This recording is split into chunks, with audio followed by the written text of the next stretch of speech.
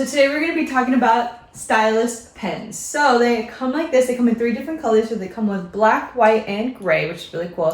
Which is really cool about these as well too is that you don't need any Bluetooth for this. So you can use this for any of your touchscreen devices, your iPads, or any tablets. Which is really nice about them too is that they come with these little soft tips right here, as you can see on all of them. And they also come in the back of it as well.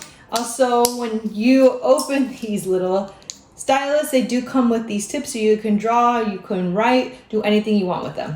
Also in the package when it comes with extra stylus tips because they do dry out, so that's when they give us these little alcohol prep pads so you can go ahead and soften them up so it can be a little bit easier when you do draw or do any writing.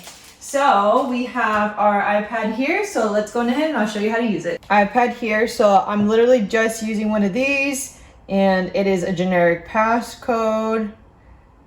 That opens just like this, so we have our notes. So when we do, we can just start typing, or as well, we can start drawing as well. Super easy to maneuver, super nice. So we can just go through this with using our stylus. No problems, no biggies, just maneuvering through our times. So go ahead and check it out.